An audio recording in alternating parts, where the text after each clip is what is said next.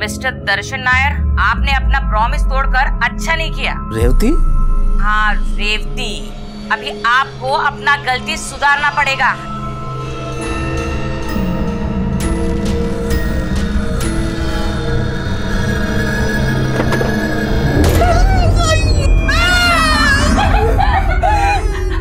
प्रीति, दमयंती, तुम लोगों ने किया ना? हैं? तुम लोगों ने किया। अब्बा, आज आपने बोला था कि आप हमें फन सिटी लेके जाओगे, लेकिन आप नहीं लेकर गए और इसीलिए हमने आपको जोकर बना दिया। अब्बा अभी आपको अपना प्रॉमिस पूरा करना पड़ेगा और हम सबको कल फन सिटी लेके जाना पड़ेगा। हाँ ओके बाबा, ओके, हम तुम सबको फन सिटी लेके जाएगा, नहीं तो तुम लोग मेरा ड्रैकुला बना देगा।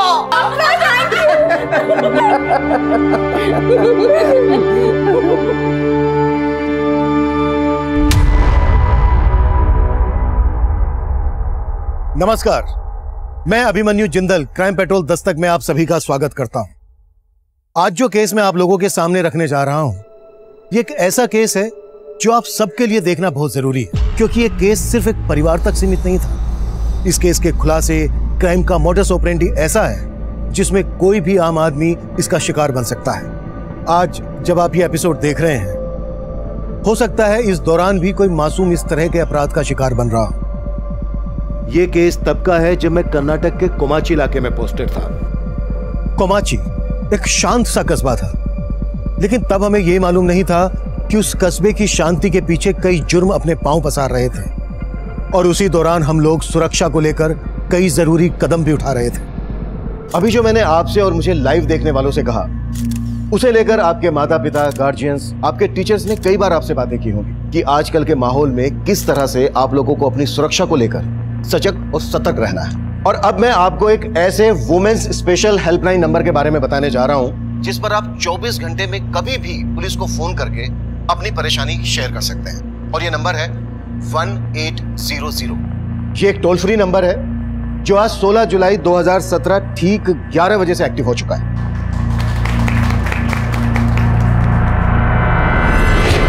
अगर आप किसी ऐसे रास्ते से गुजर रहे हैं जो आपको लगता है कि वो रास्ता सेफ नहीं है, जहां रोड साइड मजनुओं का जमघट है, या आप किसी भी मुसीबत की घड़ी में हैं, तो प्लीज आप तुरंत इस हेल्पलाइन नंबर पर कांटेक्ट कीजिए। आपका ये कॉल ऑटोमेटिकली पास के पुलिस स्टेशन और पेट्रोलिंग टीम को डाइवर्ट हो जाएगा, और इस एरिया में इस नंबर पर आई शिकायतों को मैं खुद मॉनिटर करूंगा।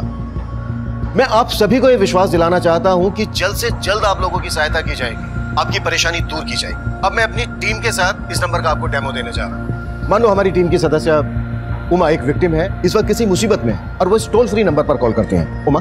Yes sir. Uma, missed call नहीं करना है, पूरा कॉल करना है। लेकिन सर, मैंने तो अभी कॉल किया ही नहीं आपको। शायद जो कोई हमें लाइव देख रहे होंगे उन्होंने कॉल किया होगा, टेस्ट कॉल। मैं कॉल बैक करता हूं।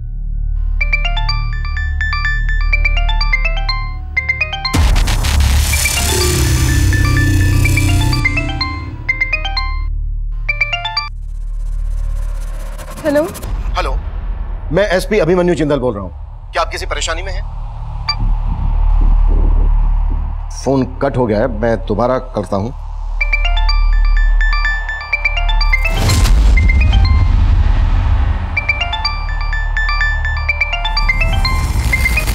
हेलो, आप कुछ बोल क्यों नहीं रही हैं? प्लीज बताइए, हम क्या मदद कर सकते हैं आपकी? देखिए, अगर आप कुछ हमें बताएंगी नहीं तो हम आपकी मदद कैसे करेंगे? प्लीज बोलिए। सर, मैंने क्राइम किया। देखिए, ऐसा नहीं बोलते। प्लीज आप हमें बताइए कि इस वक्त आप कहां पर हैं, आपका नाम क्या है? सर, ये लड़की इस हेल्पलाइन पर कॉल करके आत्महत्या करने की बात कर रही है। अब आप क्या करेंगे? देखिए, पहले हमें ये चेक करना होगा कि इस लड़की ने ऐसा क्यों बोला। प्लीज सर, पर ये हेल्पलाइन बनाई गई थी। Please no question please. Sir. उस लड़की ने अपना मोबाइल फोन स्विच ऑफ कर दिया। उसके इस नंबर को सर्विलांस पर रखो और पता करो कि आखिरी वक्त किस एरिया में एक्टिव था और किसके नाम पर रजिस्टर्ड है। Right sir.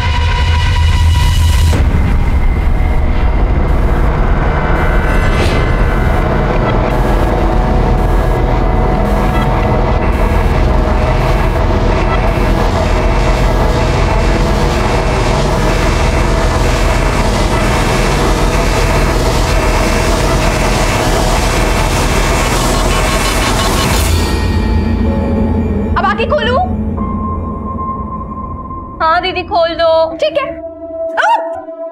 मेरे को पता है पार्टी मेरे को सपोर्ट करती है, लेकिन भले ही मुझे टिकट दे दे, तुम बच्चे के लिए मेरे पास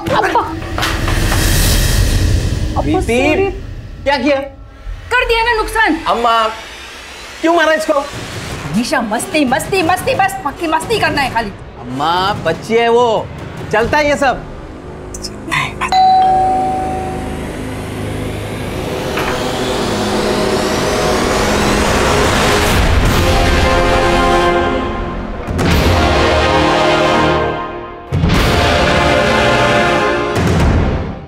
ये लड़की क्या क्या कर रही है?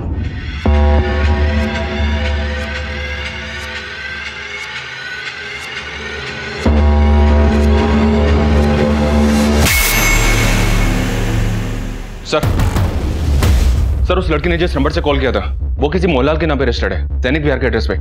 और जब उस नंबर से लास्ट कॉल किया गया तब वो नंदी नगर में एक्टिव था। तुरंत मोहनलाल के एड्रेस पे जाओ। हो सकता है लड़की मोहनलाल की कुछ लगती हो। इसका नाम पता करो, फोटो लो, कैसे भी करके ये पता लगाओ कि नंदी नगर में लड़की इस वक्त कहाँ हो सकती है। हमारे लिए ये जानना बेहद जरूरी है कि इस लड़की ने ऐसा क्यों कहा, किसने कोई क्राइम किया है और ये सुसाइड करने वाली है।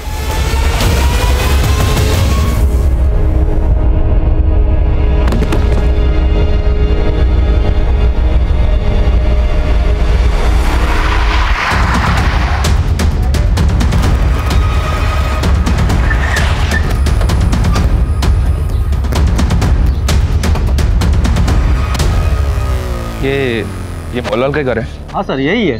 तो इनके घर में कौन कौन रहता है? सर इनका पूरा फैमिली चेन्नई रहता है। कोई नंबर वगैरह है आपके पास? हाँ सर है। दीजिए प्लीज।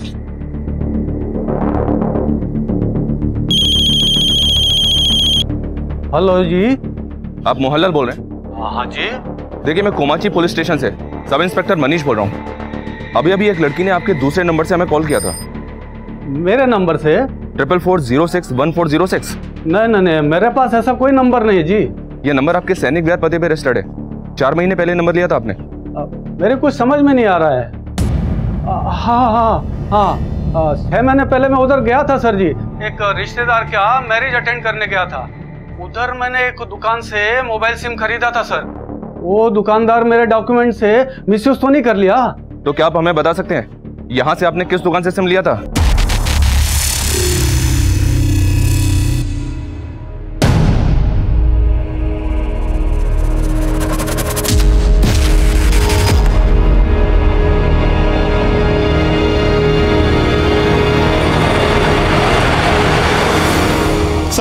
सर उस लड़की का नंबर अभी अभी नया नगर में ऑन हुआ है। नया नगर में?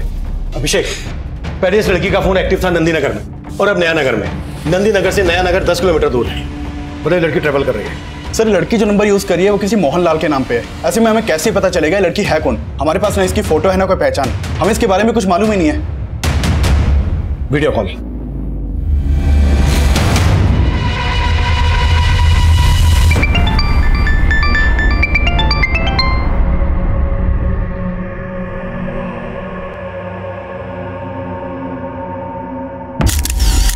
हेलो बेटा, मैं अभिमन्यु जिंदल।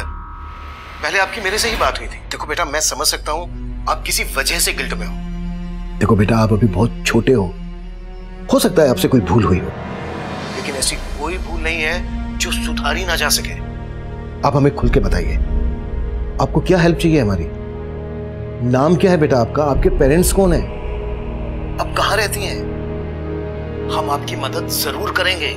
नहीं, आप मेरी कोई मदद नहीं कर सकते। स्विच ऑफ कर दिया। अभिषेक, मुझे लग रहा है ये लड़की कुछ भी कर सकती है और हमें इसको ऐसा करने से रोकना होगा। इसका फोटो मैं तुम्हें सेंड कर रहा हूं। सभी सोशल साइट्स और न्यूज चैनल में ये फोटो सर्कुलेट करो। देखकर तो यही लग रहा था कि ये किसी बस में ट्रेवल कर रही है। नया नगर के पास में जो भी पेट्रोलिंग टीम है उसको इसका फोटो भेजो और इसे अपडेट करो। इस लड़की की उम्र 16 से 17 साल की होगी। मतलब ये जरूर किसी स्कूल या कॉलेज में जाती होगी। आसपास के जितने भी स्कूल कॉलेजेस हैं सब जगह पता करो। हो सकता है वहां से इसके घर वालों के बारे में हमें पता चल जाए। Quick sir.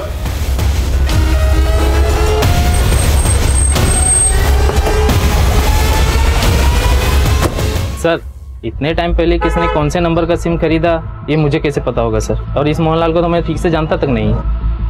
इस लड़की को जानते हो? शायद मोहनलाल के डॉक्यूमेंट पे ऐसे सिम दिया हो। नहीं सर, मैं इसे नहीं जानता और सर हम ऐसा काम नहीं करते। और 6 महीने पहले तक तो बिना डॉक्यूमेंट्स के भी सिम मिल जाया करते थे। शायद वहीं से लीक हुआ वो मोहनलाल का डॉक्यूमेंट्स। ये वही लड़की है जिसने पुलिस के हेल्पलाइन नंबर पर फोन करके ये बोला था कि उसने कोई क्राइम किया है और वो सुसाइड करने वाली है। आखिर क्या वजह रही होगी, इसका पता अभी तक पुलिस भी नहीं लगा पाई है।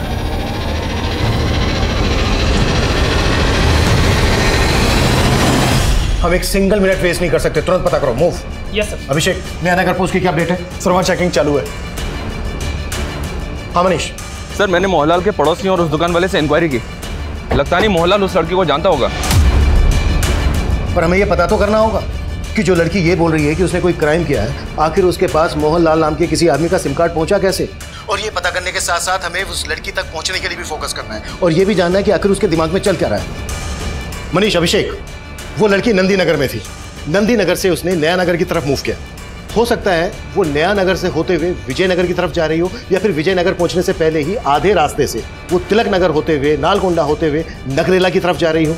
अभी मैंने जितने भी नाम दिए हैं, इन सभी एरियाज में नाकाबंदी करवाओ और आने जाने वाली सभी बसेस की चेकिंग करवाओ। क्लियर है Manish? Okay sir. Okay Abhishek. क्या सर? मैं कमिंग सर? सर अभी एक लेडी का फोन आया था, उसका कहना है कि वो उस लड़की के बारे में जानती है। मैंने उसको थाने बुलवा लिया है।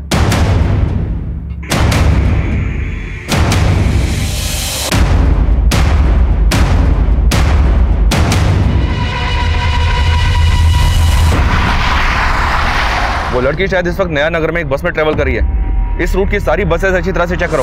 ओवर।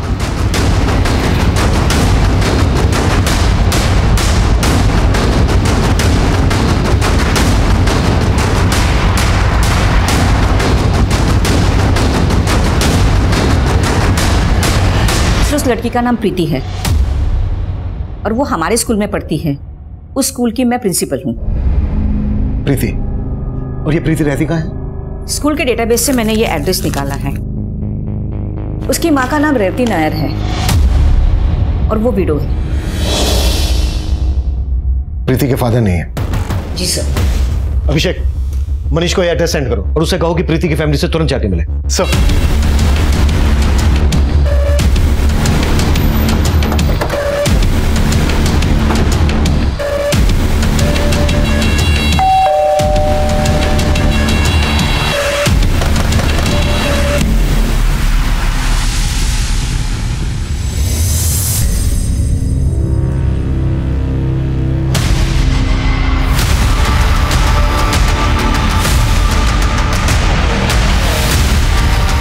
अंदर तो कोई नहीं है सर।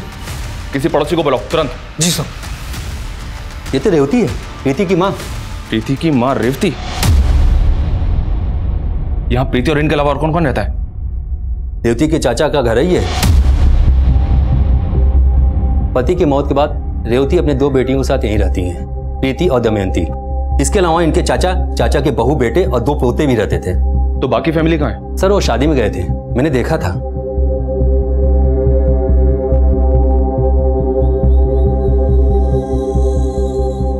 लेकिन रेवती, प्रीति और दमयंती यहीं थे। दमयंती? पर यहाँ तो रेवती की लाश है, तो फिर दमयंती कहाँ है? सर मालूम नहीं।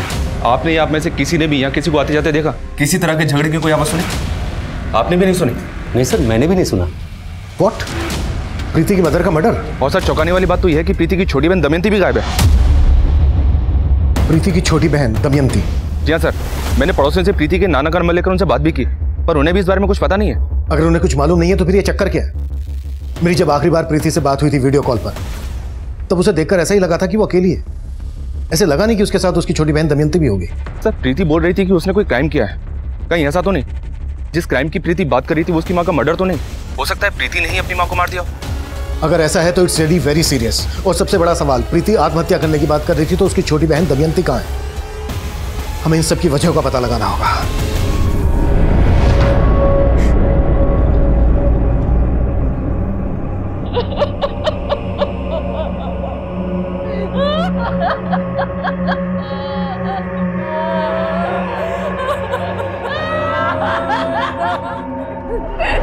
तूने जान लिए मेरे बेटे की, तेरा साया भी नहीं पड़ने दूंगी इस पे। नहीं तो निकल मेरे घर से।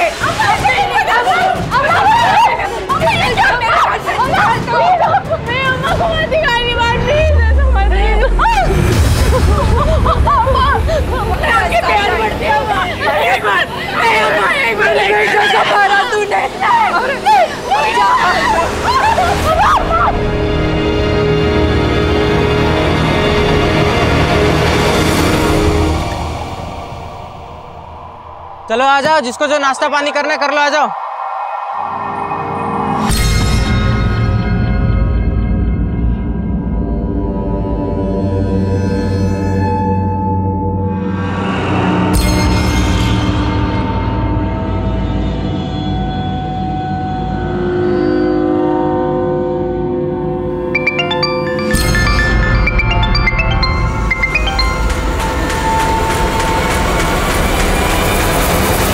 सर, प्रीति का उसके फैमिली के साथ क्या इशू है इस बारे में मुझे कोई आइडिया नहीं है, मगर हाँ, प्रीति हमारे स्कूल की ब्रिलियंट स्टूडेंट है। वो पढ़ाई में भी काफी तेज है। लास्ट ईयर 10th में उसे 2nd रैंक मिला था और सरकार की तरफ से 10th बोर्ड के जितने भी टॉपर्स थे उन सभी को टैबलेट गिफ्ट में दिया गया था। माना प्रीति पढ़ाई में अच्छी है, पर कभी आपने प्रीति में ऐसा कुछ नोटिस किया जो आपको अजीब लगा हो? सर, प्रीति काफी रिजर्व रहने वाली लड़की थी, लेकिन एक बार उसने स्कूल में एक लड़की के साथ मारपीट की और वो काफी वॉयलेंट हो गई। छोड़ो छोड़ो छोड़ो छोड़ो छोड़ो, प्रीति क्या कर रही हो तुम? क्यों मारे हो ज्योत्सना को? सर, प्रीति एक अच्छी स्टूडेंट थी, इसीलिए उसके बिहाफ में हमने ज्योत्सना के पेरेंट को कन्विंस किया कि उसके खिलाफ कोई भी एक्शन ना ले। इससे उसका फ्यूचर स्पॉइल हो सकता था। फिर प्रीति ने माफी मांग ली और सब सेटल हो गया।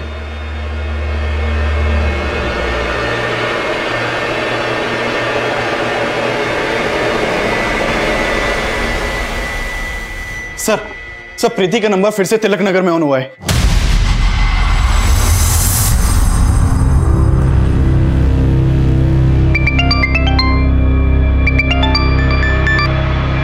कट कर दिया।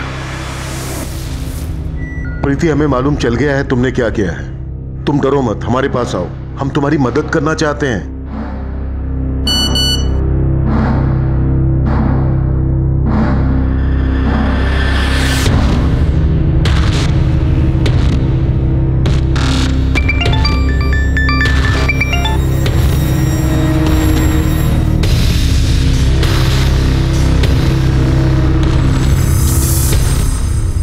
स्विच ऑफ कर दिया। प्रीति बोल रही है कि सुसाइड करने वाली है, लेकिन इसका बार बार फोन ऑन करना ऑफ करना समझ में नहीं आ रहा है कि इसके दिमाग में चल क्या रहा है। सर, प्रीति ने बोला कि वो सुसाइड करने वाली है। कहीं ऐसा तो नहीं कि ये सब बातें करके वो लोगों की सिंपैथी गेन करना चाहती हो, जबकि ये साफ है कि प्रीति की माँ का मर्डर हुआ है। सर, इस सुसाइड की बात करके कहीं प्रीति खुद को बचाने का रास्ता तो नहीं खोज रही है? अम्मा, अम्मा देखो आपकी पोती कैसे पूरी मीडिया को और पुलिस वालों को अपने इशारों पे नचा रही है। और अम्मा, पुलिस को आपकी बहू की लाश भी मिल गई है। लाश?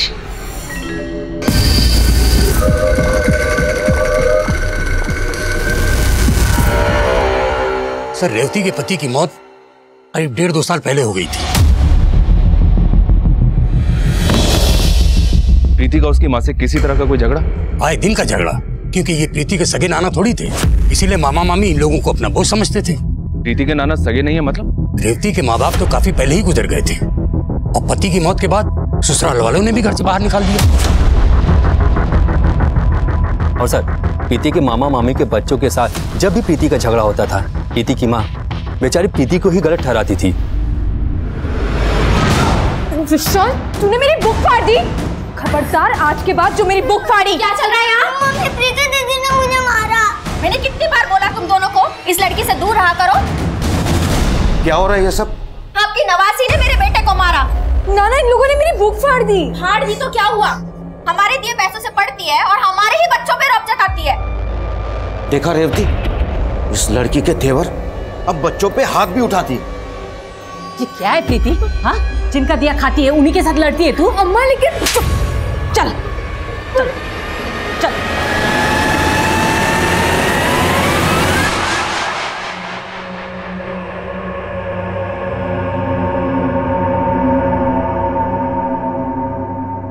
पुलिस ने इस लड़की की पहचान कर ली है। इसका नाम प्रीति है। अगर आपको कहीं भी ये लड़की दिखाई दे तो तुरंत पुलिस के नीचे दिए गए नंबर्स पर संपर्क करें।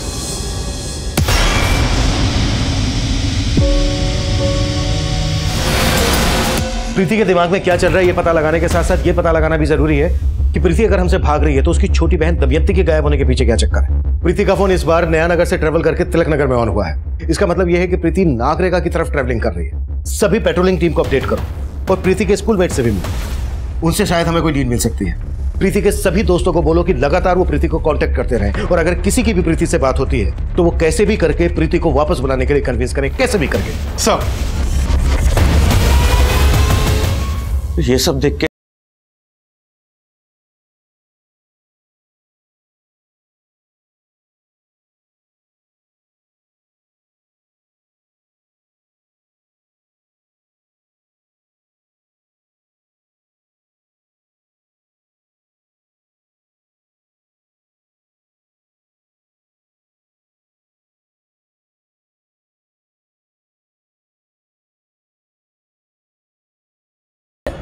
प्रीति क्या करती थी क्या नहीं करती थी वो हमें कुछ नहीं बताती थी, बल्कि रेवती दीदी तो खुद उससे तंग आ गई थी।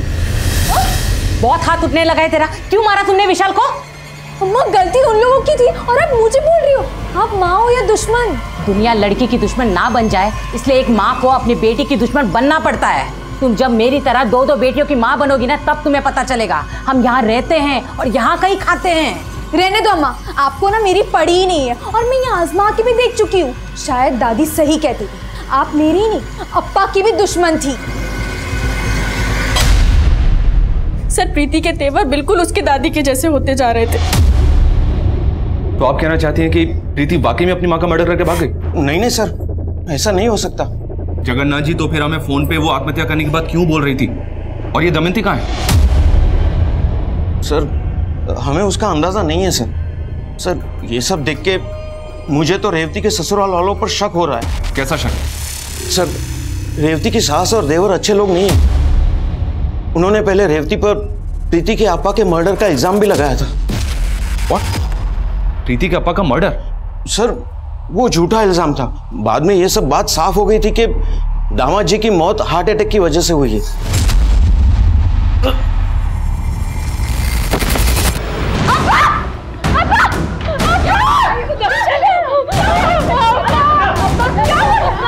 सर ये सब उनकी चाल थी। ये सब करके वो रेवती और उनकी बेटियों का जायदाद पे से हक मारना चाहते थे। चाचा, दर्शन जी के अम्मा ने हमें घर से बाहर निकाल दिया। हमारे अम्मा और अब्बा के बाद आपके सिवा इस दुनिया में कोई नहीं है हमारा। मेरी बेटी को और हमको यहाँ रहने दो, मैं आपके सामने हाथ जोड़ती हूँ। ऐसा मत बोलो रेवती, मैं हूं ना तुम्हारा चाचा और ये घर भी तुम्हारा है। सर रेवती को उसके ससुराल वालों से कोई हिस्सा नहीं मिला। अब रेवती के सब्र का बांध टूट रहा था। वो उनके खिलाफ कोर्ट में जाने का सोच भी रही थी, और जब रेवती और उसकी बेटियां घर में अकेली थी तो ये सब हो गया। सर मुझे तो उसके ससुराल वालों पे डाउट है सर। अगर ऐसा है तो प्रीति किस वजह से सुसाइड करने का बोल रही है?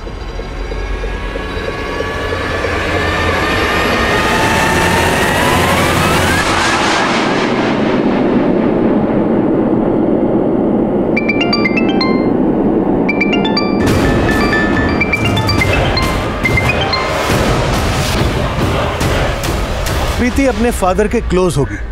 प्रीति के फादर की मौत संदिग्ध परिस्थितियों में हुई थी। तब हम यह मानकर चल रहे थे कि अगर प्रीति की दादी प्रीति की मां पर प्रीति के फादर दर्शन की मौत का आरोप लगा रही थी तो हो सकता है यह बात काफी पहले उसके दिलो दिमाग में घर कर गई हो और रेवती का मर्डर प्रीति के फादर दर्शन की मौत का बदला हो। लेकिन इस थ्योरी पे सबसे बड़ा प्रश्न यह था कि प्रीति की छोटी बहन दमयंती कहां गायब थी। इसलिए हम एक दूसरी थ्योरी बना रहे थे, और वो ये कि शायद प्रीति का हमें फोन करना, सुसाइड करने की बात करना किसी की कहीं कोई चाल तो नहीं है। शायद दमयंती को किसी ने अगवा करके प्रीति को ये सब करने के लिए, बोलने के लिए मजबूर किया हो। इस थ्योरी को लेकर प्रीति की दादी और चाचा हमारी रडार पर थे। सुबह 11 बजे हमें प्रीति का कॉल आया था। उसके बाद 4 घंटे बीत चुके थे और प्रीति हमें हमसे काफी दूर नजर आ रही थी। इसी बीच प्रीति की एक स्कूल फ्रेंड का बयान सामने आया और उसका वो बयान इस केस को एक नया एंगल दे रहा था। सर ये प्रीति की अच्छी दोस्त है, ये नैनिका, आप इसके साथ बात कर सकते हैं। हाँ सर, मैं प्रीति को बहुत अच्छे से जानती हूँ और आई डोंट बिलीव कि प्रीति अपनी मदर के साथ ऐसा कुछ कर सकती है। वो अपनी माँ के बारे में कभी कुछ गलत नहीं सुन सकती थी सर। और एक बार तो ज्योत्सना ने भी उसकी माँ के बारे में उसे कुछ कहा था तो प्रीति ने उसे बहुत बुरी तरह मारा था सर। एक बार अगर मेरी अम्मा के बारे में कुछ उल्टा सीधा बोला ना तो देख मैं तेरे साथ क्या करती हूँ। अच्छा, ज्योत्सना के अलावा प्रीति का किसी और से कोई इशू? या प्रीति का कोई बॉयफ्रेंड वगैरह? नहीं सर, प्रीति का कोई बॉयफ्रेंड वगैरह नहीं था। लेकिन एक बात है सर जो मैं आपको बताना चाहती हूँ। कैसी बात?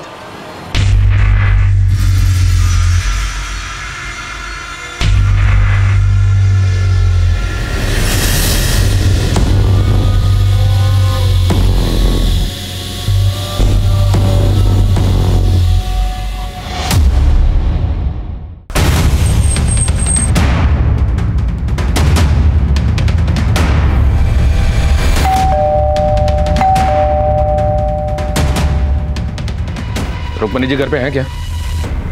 जी हाँ सर, मेरे बेटे को हार्ट अटैक जरूर आया था, लेकिन हार्ट अटैक दिलवाया भी जा सकता है। मेरे को लगा रेवती ने ही खाने में कुछ मिला के दर्शन को दे दिया होगा सर। लेकिन ऐसा कुछ भी साबित नहीं हुआ था। और रेवती को घर से निकाल के उसे अपने प्रॉपर्टी से बेदखल ही नहीं किया, बल्कि आपकी बातों का उसके दिलो दिमाग पे ऐसा असर हुआ कि वो भी अपनी माँ पे शक करने लगी। हो सकता है कि आपने उसे बरगलाया हो सकता है कि आप लोगों का भी रेवती के मर्डर में हाथ हो। अब ये क्या बोल रहे हैं सर? अरे प्रीति खुद बोल रही है कि ये क्राइम उसने किया है और इसी वजह से वो सुसाइड करने वाली है। हाँ सर, आप उल्टा हम पे आरोप लगा रहे हैं। प्रीति को छोड़ और चुपचाप ये बता, दमयंती को कहाँ गायब कर दिया? हाँ, आप ऐसे हम पे शक नहीं कर सकते हैं। और रही बात रेवती भाभी के हिस्से की, तो आपको एक बात साफ कर दूं, दर्शन नन्ना ने अपनी मौत के पहले ये घर तक गिरवी रख छोड़ा था।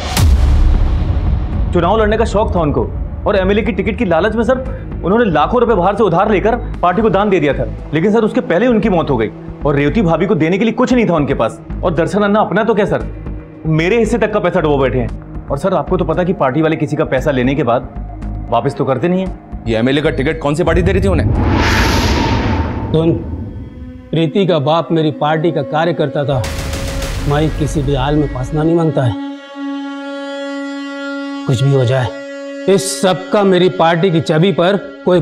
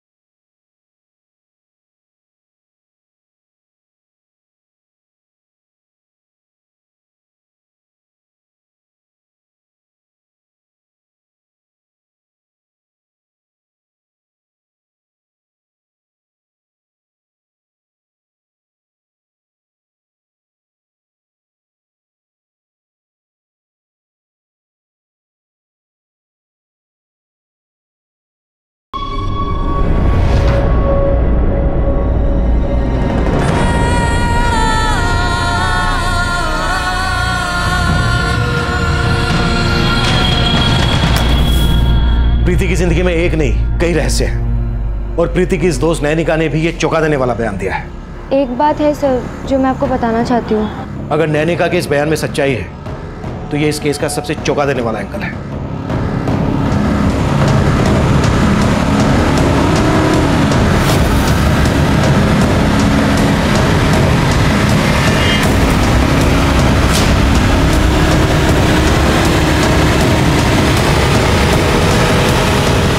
सुनो, ये इस लड़की को देखा है? हाँ सर, ये लड़की हमारे साथ बस में थी। अब कहाँ है वो? सर उसने नारिकल का टिकट लिया था, लेकिन बस थोड़ी देर के लिए तिलक नगर में रुकी थी और वो लड़की वहीं पर उतर गई थी और फिर वापस चढ़ी नहीं। सारा तिलक नगर छान मारो, हमारे पास टाइम बहुत कम है। क्विक।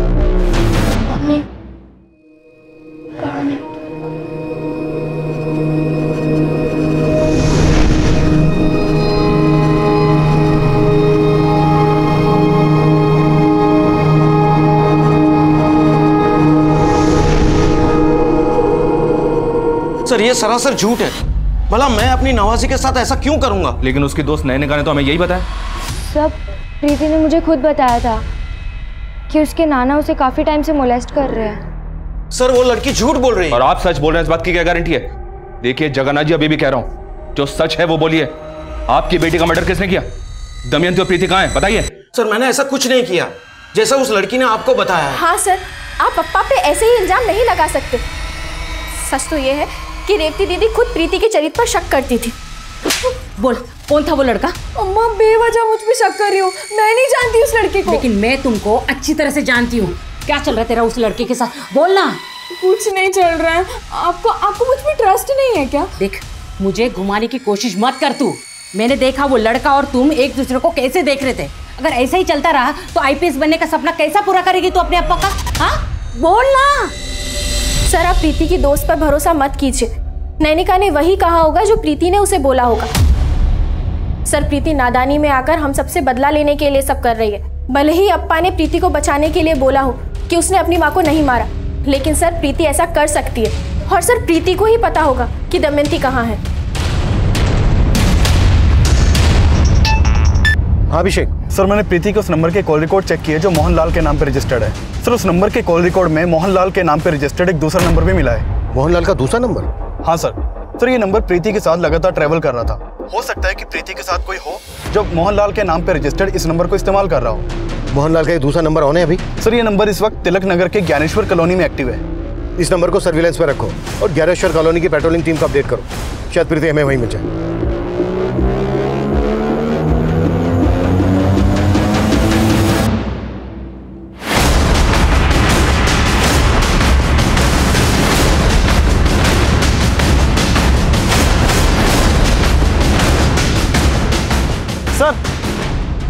सर, इस बिल्डिंग में गई थी।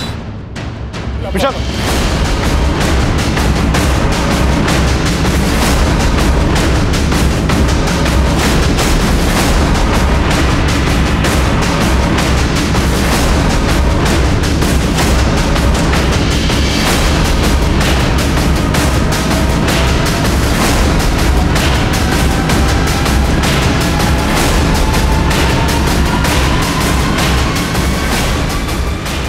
सर ये देखिए।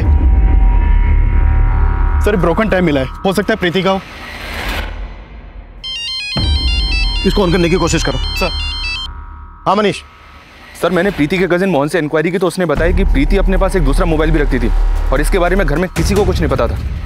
नहीं अंकल, लेकिन प्रीति दीदी बहुत अच्छी हैं। वो मुझसे सारे सीक्रेट शेयर करती हैं। सीक्रेट्स? अच्छा बेटा, कैसे सीक्रेट्स? हमको भी बताओ।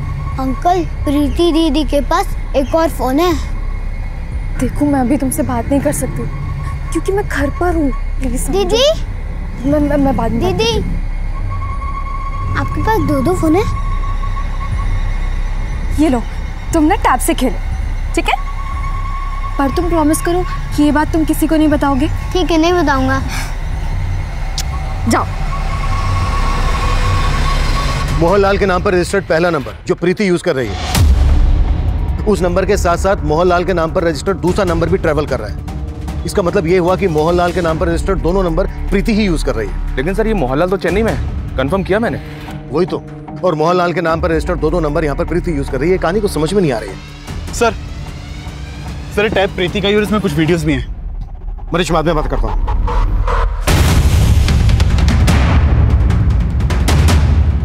अब तक जो हम इस केस की थ्योरी मानकर चल रहे थे, उसके अलावा भी इस केस में कई एंगल हैं।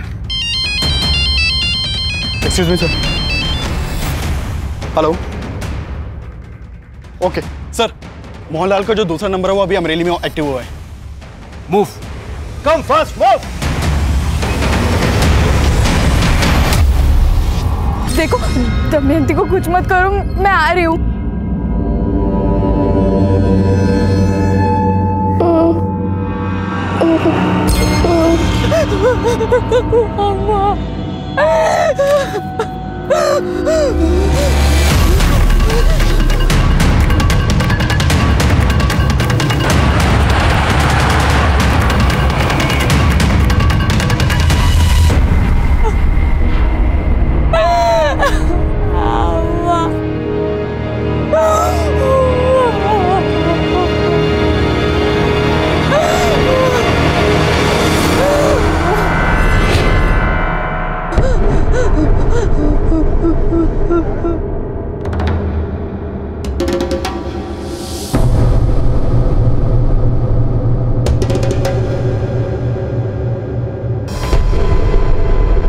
सर नंबर यहीं के एक्टिव दिखा रहा है सर, इसी बिल्डिंग में।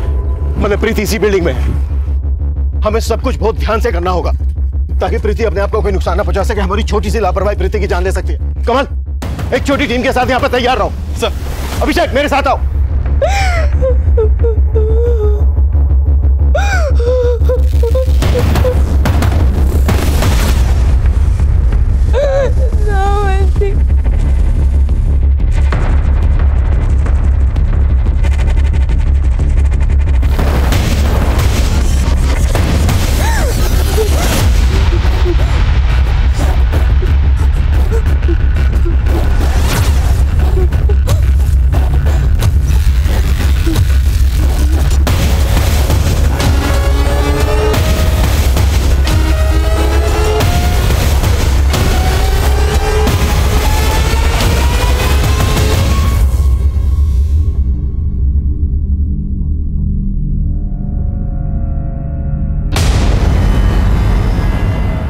नहीं,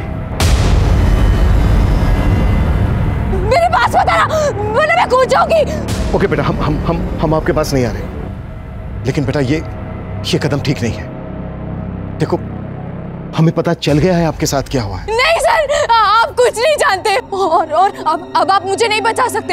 अगर आप कुछ कर सकते हैं तो मेरी बहन दमयंती को बचा लीजिए सर। हम आपकी बहन दमयंती को बचा लेंगे, कुछ नहीं होगा उसे, आई प्रॉमिस यू। लेकिन बेटा ये नहीं, बस आप मेरी बहन दमयंती को बचा लीजिए सर। प्रीति राय,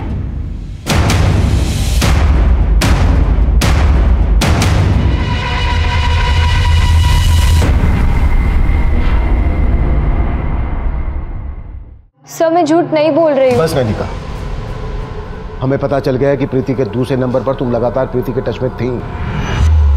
तेरा क्या हुआ तेरी बहन भुगतेगी प्रीति। अगर तू 20 मिनट में वेयर हाउस नहीं पहुंची, तेरी माँ की तरह दमयंती भी मारी जाएगी। मैंने जो कुछ भी किया है वो सब श्रीनिवास के कहने पर किया है सर। ये श्रीनिवास कौन है?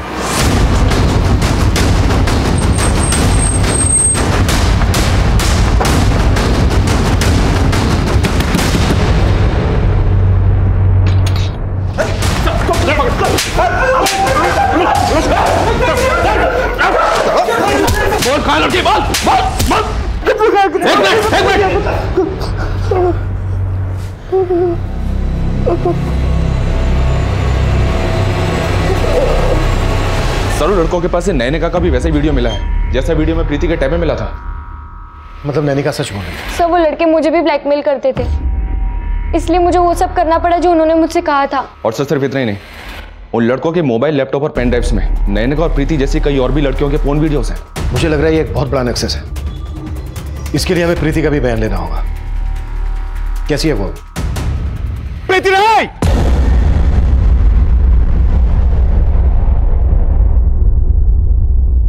फिलहाल वो ठीक है सर। दीदी, दमयंती!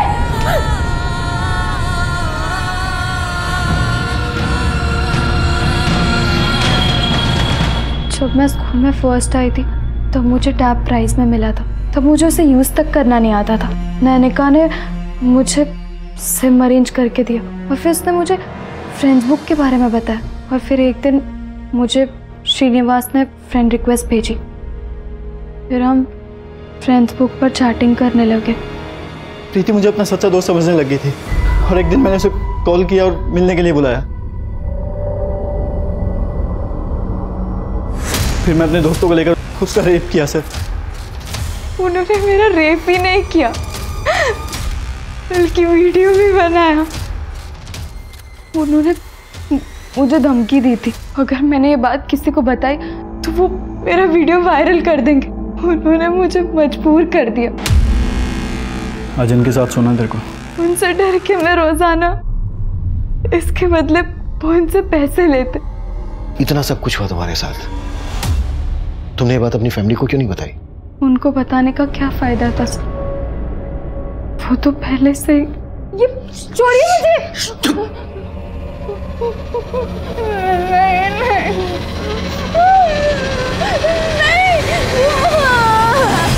नहीं, इतना सब जानने के बाद भी माँ ने मेरा भरोसा नहीं किया।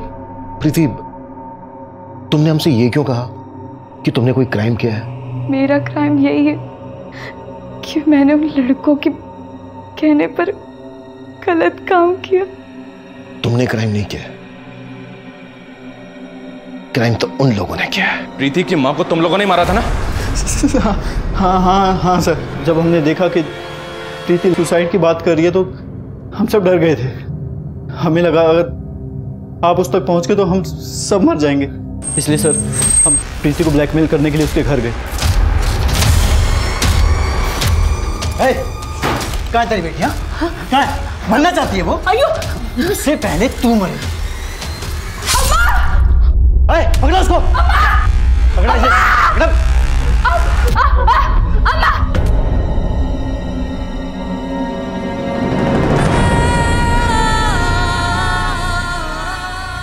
आजकल के माहौल में ये जरूरी है कि हम अपनी बच्चियों को ऐसे लोगों के जाल में फंसने से बचाएं। हमारे कहने का मतलब ये बिल्कुल नहीं है कि हम अपने बच्चों की जिंदगी में जरूरत से ज्यादा इंटरफेयर करें, लेकिन हमारा ये फर्ज बनता है कि हम अपने बच्चों को सही और गलत इंसान की पहचान करवाएं। प्रीति, नैनिका या इनके पेरेंट्स पहले ही हमारे पास आए होते तो इन अपराधियों का हौसला इतना नहीं बढ़ा होता। इस केस का ये दयनीय असर आज भी कोमाची में बरकरार है। ये गंभीर मुद्दा है, इस पर हम सबको एक बार सोचना चाहिए। अब मैं अभिमन्यु जिंदल आप लोगों से विदा लेता हूं। आपसे फिर मुलाकात होगी एक नए केस के साथ। देखते रहिए क्राइम पेट्रोल 10 तक। मकसद बताना नहीं, बचाना है।